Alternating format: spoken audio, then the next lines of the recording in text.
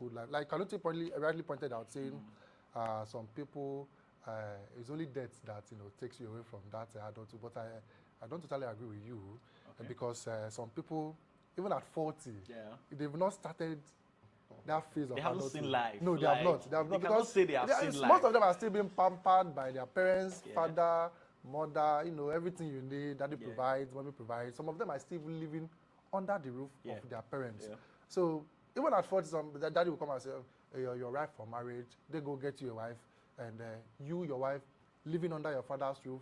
At least everything you have is at your disposal. So I wouldn't say those people, they've tasted life. I'm not categorically saying suffering is adulthood. No, I'm not saying it that way. But there are some things, go out on yourself, see life itself, face challenges, and look for possible ways to escape those challenges. Of course, it makes you an adult. Okay, not just that, but you mentioned something that struck my mind. While you were talking, you said you were closer to your mom when you were an adolescent, right? And that your mom taught you some things, told you that, what would you do if she is no longer here? I want your life. But don't you think that it is best or better to have those conversations with your dad? You feel that you're a man, and definitely you're going to have a family someday. You're going to be the man of the house. You're going to be the breadwinner, even though you're not winning bread every day. But then don't you think it is okay? Don't you think it's okay relating more with your dad and mom when you get to a particular stage in life? That question, I will tell you that most fathers are kind of discreet. Most of them are very secretive. They don't want to throw everything out they want you to you like yourself. that. Most of them want you to get to that stage and understand it yourself. Not they feel like a prior preparation doesn't make you strong. It makes you you're expecting what's going to come. They don't want you to expect what's going to come ahead of you. They want you. Most of the parents, the fathers specifically, want you to get there and like, now so you did, waiting I go do now. You look back, nobody to fall on. But you're on your own. So you look for possible ways yourself to get out of those situations. So most of the fathers don't want to, they don't want to cook you till you're done. It makes everything look very easy. That's why mothers, if you are close to your mothers will be chipping in at every moment. This is what you do. When you get to this stage, this is what you do. They give you possibly almost every information that you need. But your father, like the usual word, be a man. He wants you to be a man. So when you get there, that's what you did. Waiting I could do. And that's what fathers are always preparing you for. And most of the time, they are not always at home to have this conversation with you. Morning, papa don't come out. Night, you don't come back. You don't tie him chop. You don't go sleep. But mothers, this mother-children relationship, no mother will like to abandon his or her child. Leave her child, taking proper care. Apart from providing the basics of the house, mothers are always close. If you notice, very close to their be it male children, be it female children, trying to chip in one or two. Except for some mothers that are still spoon-feeding their adults. Some adults still. I've seen some celebrities who would every day choose their father over their mom. It depends. One of them it depends on the relationship when growing up. It depends on the relationship. Most of the videos you see, you mentioned DJ Copy. Most of the videos you see, I would say 70% of the videos you see, or 80%, you see her with the father. How often I've also seen Tony Lumelu's children. Every day they are sticking around. You will not. So I know these are big people. You will not conclude totally with what you see on social I know these are media stunts, anyways. Exactly. It's not like we're getting to see it every day. But sometimes you ask people questions and they will tell you, "I'm closer to my dad." So not everyone is closer or closest to the mom. All right, because of course there's a stage you will get to in life. You would want to ask your dad some questions, and you cannot ask your mom those kind of questions because there are questions that are directed to the male gender only. The female gender does not have, answers for those questions. So if you throw those questions to the female gender, you end up not getting any. There are some questions you throw to the female gender. There are equally some questions you throw to the male gender. So it depends. Whichever way you want your answers to come from. Okay. If you want your answers to come from your mom, you will not ask your mom your question and she will kick you out and say, why are you asking such a question? No, you know the kind of questions to ask your mom. That's why it depends on where you want your answer to come from. Okay. If the question is a question that pertains to, asking your father, that is how you do, what I go do. Of course, sometimes, I will tell you, sometimes your father will not put it right to you that this is the way it is. Most of the time, we want you to decipher it yourself. But go out there, go to that side world, see how it is. Sometimes you see your father saying, you're of age, what is it for my house? Oh. But your mother will like, where you won't go now, my pikin? Still stay with me now. No, go anywhere. There's roof over your head, there's food, you're not lacking anything. But your father will say, You're a man, no? When you get too comfortable, don't you think that Your mom, sometimes some mothers always want you to get very comfortable around them.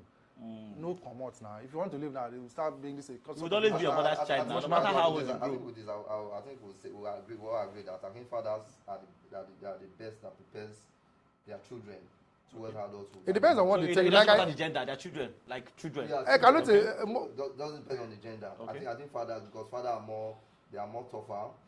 Mothers, mothers are too overcaring. My child, you don't want anything to happen to my overprotective, child. I will use. Yeah, I think we're almost saying the same thing. So I think fathers are the ones that, if you want to be prepared, if you want to have a good preparation towards adulthood, I think fathers are the ones that plays that greater role than the mom. But the way we look at it, we don't see it as if they are preparing us for for the near future. Yeah. Because you ask your dad a question, he tries to twist the question, doesn't give you an exact answer. He wants you to know it yourself.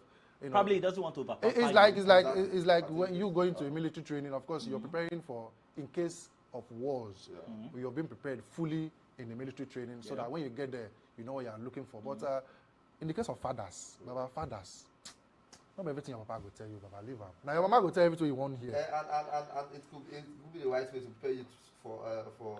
But we don't see it that way. In the future. We don't see it that way. We don't see it that way, but that is how it is, because I think fathers are the one that, like you said, they are not always around. But it depends on the situations. But in most cases, in most cases, fathers are the one who show tougher love. It's not as if they don't like you, but they want you to learn. They want you to grow. They want you to be independent. They want you to face when the future, they're uncertain about the future, they want you to face it. Now, do you think it's learning when you're not adequately armed? You're going into a war and you're not giving ammunition, you're not giving guns. How then would you combat the war? How then would you combat the insecurity? Because you want to grow into adulthood and you're not told the truth, you're not prepared for the task ahead, you're not even nothing. They did not tell you anything. They just want you to embrace it fully with your full chest. Now, there's some situations where you would go into school, and man, it could be that because you never wanted to study, probably you applied for jam kept jamming you, and at some point you got tired, you got frustrated, and you said, okay, let me just take care of anything at all. And you go into the department, it's not something you want to do. You will run. Sometimes you cannot even hold yourself. You have to run. So if you're not well prepared, it could envelop you. It could overwhelm you. And when it happens, what then becomes of you? Do you think it's a big challenge? You know, that question, what can you say about the so many people have taken their lives. Many people have committed suicide because it is not something they prepared for. Probably they were not exposed early enough. So many. We keep hearing suicidal. That would be a story for another day, because if we dive into talking about suicide, of course. It's still adulthood now. You will not see a child taking his life now. It's hard. It's like you going from primary school, secondary school, into the university. Yeah. Not everything they teach you for school. Definitely. You cannot learn everything in the classroom. Even if they want to teach you everything, it's not possible. No. Sometimes they want you to go and make research yourself. Yeah. Okay. That's the role the father plays in the house. Yeah. Of course, he'll give you some basics that will aid you to some level. But the of them, Baba, you go find out yourself. So that is the equivalent to what happens in schools. They give us a course outline. The lecturer comes and just scrape the top of it and leads you to your fate. So you go and make research, know the other. But at least he's not going to set something that he never thought. The exams is going to set for you. Do that. No, even if he's going to twist the questions, he might twist the questions, no doubt. But he's not going to set something out of the blues. Yes, some set things out of the blues. Wow. I don't think I've ever had that experience. I have. In all my stay in the university. You just have to use your knowledge to your initiative. That's why you being in a higher. And you can contest for it if it happens. You can say that you were never taught. Nigeria, if it's something new. This Nigeria. I remember there was a time, let me remind you, there was a time, there was a course, and I was like, I had the whole of the course outline, the materials, the research materials I got myself, everything in my head. Yeah. If you wake me up and like, Baba, come and answer this question, I will give it to you again and again and again. Result came up, I had the C. Okay. I met the lecturer in charge. What happened? Because I was willing to contest for that. What happened? I had this. This was supposed to be A. He said, that was the first thing he did, declared his truth. He didn't answer me. He said, come back later. I went back later with my friends, and he said, Solomon. I say, sir? He says, so you want to petition the department, Abi? Take the decision to court. You want to petition the department. Small you. we'll be here before you. You want to petition the department, Abi? No problem. We are waiting. So one of the lecturers that loved him so much called me, said, Baba, leave that results. Just because if you follow this step, all the lecturer, once they put you for hand like this, Baba, you don't be for you, not go graduate. So you can imagine Nigeria of nowadays, forget about contesting it because it's not going to happen. But I knew what I did. So what I was trying to say is, in school, lecturers, they prepare you like the fathers prepare you at home. They don't make everything not give you enough material, and you think that would help going forward. Yeah, they don't give you enough materials. Okay. They give you the topic, they give you the processes. Go and make research. Okay, I'm going to ask you now. If you were to go back in time, what is that one thing you would change? That one thing, just one thing. Okay, yeah, I think I'll like exactly what you said. Like you, like the dad giving, or the father especially giving the children materials. Okay. You know, I'll talk personally.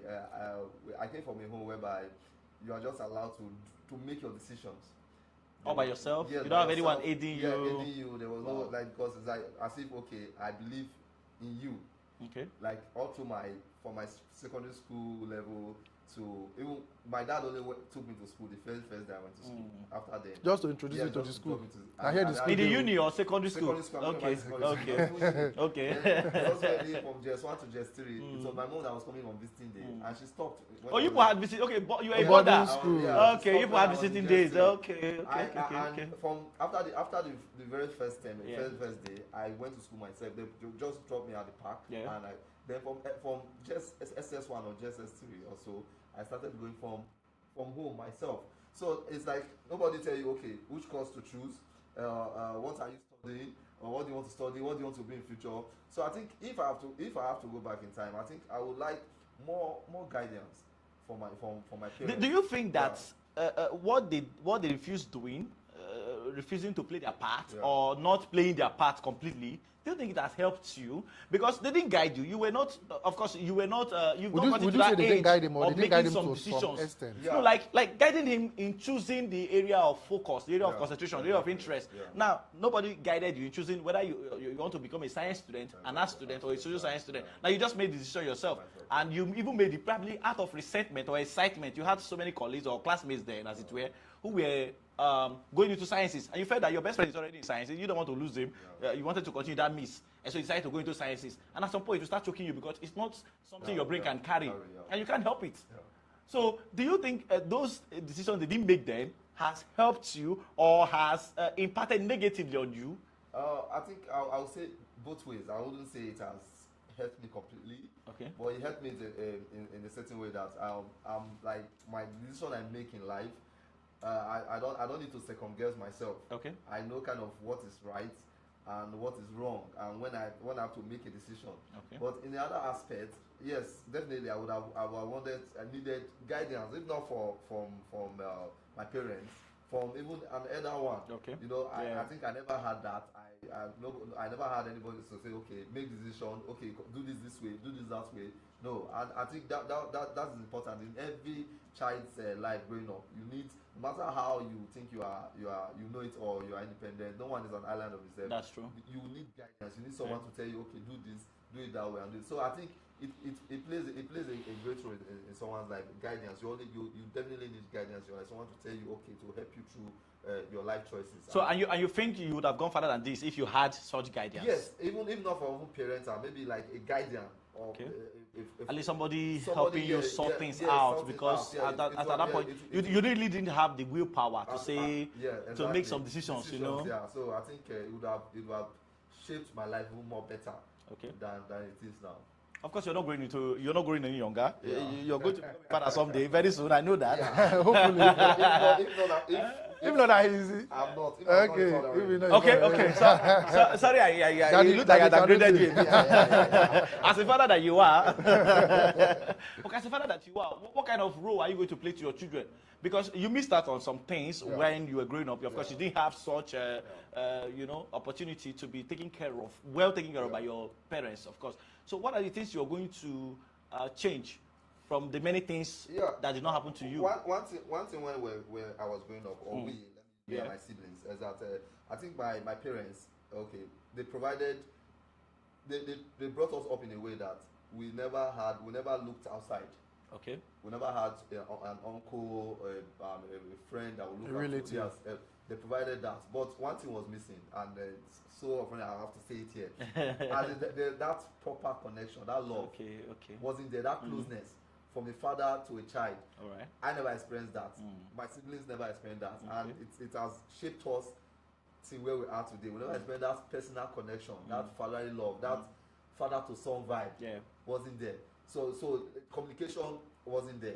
Personal communication, but okay, I gave you school fees. You want school fees? You want money for pocket money? I provide all these things for you. But there are you people needed more, more. I get. Exactly. I think that would be what I would definitely change. Okay. Yeah, there should be this connectivity. Exactly. My son should see me just more than a father. He should see me as a friend. He should see me as someone that, and I will play that role. I wouldn't say okay, it's a small child. No, I would play that fatherly role to that child and try to make sure that that child opens up to me. And, stuff like that. Wait, don't you think that it was a norm then with this what you're explaining now? Parents, yes, as small picking, there are some things they don't expose to you. There are some things they don't let you know. It's just you want school fees, I give you school fees. You want money for this, I give you. That father-son, father-daughter relationship become, or see a father and a daughter having chit-chat, father trying to put the daughter through most of the time. Yeah, it was a norm. It was a norm then. Now we are getting a lot of exposure now, and we are learning every day. So it was a norm then, but still, there are some. I think some families had it. It was a norm. Not like anybody made such law that parents shouldn't expose, shouldn't tell their children everything. There are some things, of course, that you would not want to say to your child until your child grows up to a particular age. When they grow to a particular age, some parents. But if the child learns it his or herself, it becomes a problem. Because if I learn probably maybe sex education and my parents refuse teaching me sex education at the tender age, then by the time I learn it, probably in biology, during reproductory classes, I learn it and I want to so is this what my parents have been hiding from me? Of course, I will go to them and say, Daddy, Mommy. Did you go to them? That's what you've been hiding from. Of course, I did. Yes, I was very, very playful while growing up. Of course, I would tell my mom, Mom, see, that there was this topic they taught us in class, and I learned it. Mr. Najadi, I've been craving for reproduction, the arrow in Mr. Najadi, and nobody told me about it. But so when I learned about it, I was happy to relay the information to them. I was happy to teach them about it. Because I felt that, yes, I already have the knowledge. I am in charge now. I could tell them some things, probably some things they have forgotten. So going forward solo fight, as a father that you are already, you are sharing fatherhood. As a father that you are, what would you do differently from the kind of treatment? Or would I call it treatment? If I call it treatment now, it will look like it will look somehow. It's not from the kind of from the way you were raised. What would you do differently? There's a whole lot, there's a difference between preparing a child for the future and pampering a child. Okay. There's a way you think you are preparing this child for the future, not knowing to you that, that's unknowing to you that you're misleading this child, you're taking this child to a very, very, wrong direction. To you, you're preparing this child for the future, you want this child to be, very, very well equipped for what's coming ahead. Okay. But you're pampering this child, trying to provide everything this child needs. They're trying to give this child everything that this child disposal. This child doesn't even. Of course, it's nice to make sure you provide everything for your family, for your child, for your family growing up. But it gets to a point. It becomes which word will I use for it? It becomes. It doesn't become necessary anymore. Okay. Because you need to. I didn't say toughen them up because some people will say. Not only poverty, they think they prepare a person for future. No, not poverty.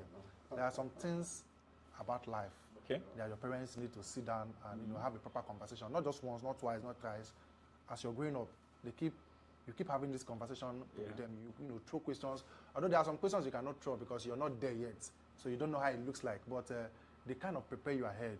So, but some parents mistake it for taking care of a child, trying to do everything for the child, and they don't say like, go hard for future. No go hard for future. You're pampering this child, taking the child away from the right direction. And when the child grows up, like, get to see some things. My dad used to do this for me, or my mom used to do this for me, or my mom provided the cook for us, or my dad, I don't wash my clothes. How do I get through this phase? Anything I want. Like if I get home, there's this soup, I'm not interested in this soup. mommy will cook another soup for me. You have your choices. So to you, you're making it easier for the child going forward. But economists will say that choices are made because of scarcity problem. You don't have them available to you. So you have no when choice. you're growing or to up, take what is available to you. If desirable is not available, when you're growing up, these parents that felt they are doing the right thing for you, they always make it available for you. Okay. Always. And what happens when call of nature comes? Because it will come when it happens, suddenly happens. That is when adaptation should come in. Yeah. Because we know that, of course, every human, every living thing has something called adaptation. Yeah, you're supposed to adapt to any kind of thing. So it's not something that you say, that stuff threw me off balance, and because of that, you don't want to live anymore. You want to die. You want to take your life. That's one aspect. No, we're wrapping up, guys, because of time. I think that yes, going forward, there are so many things we need to change because so many people did not have such privilege. Because others will tell you that yes, my dad did this for me, taught me this, taught me that. Even in school, where we met with different people, because of course traveling is part of learning. When we traveled and they got into school, met different kind of people from all walks of life, and you would hear some things they would say, even though some may be lies, but at least you would be like, I didn't get to experience this kind of thing, and you would want to go back to your parents and ask them questions why they didn't teach you, why they did not prepare you ahead. No, because I know that some may be lies actually, but then you know that we missed out on so many things, so many. Did you? Did I? So many. I didn't make my choice of going to a boys' school. If I had the opportunity, I would have gone to a boys' school, but no problem. It happened. But you are where you are now. I am where I am. Of course, at some point, it was difficult for me to talk to the opposite sex, but I have adapted. So that's where we'll call it a wrap on today's edition of Everyday Life. Okay, thank you guys for coming. Thank you, Kanuchi. Thank you for having me. Thank you very much. Pleasure. Yeah, we'll do this again some other time. So, right. Thank you very much. Of course. And we'll have a lot to talk about next time. Of course, a whole lot to talk about. And this is Everyday Life. Yes, we just talked about adulthood, and we have a whole lot coming your way. Don't worry, we're going to be, dropping them like it's hot every day. We have so many beautiful packages for you, and you don't want to miss out on Everyday Life. We take with Daniel, aka Suji, the General. Today, I had Kanute and Solo Fight. See you next time. Bye.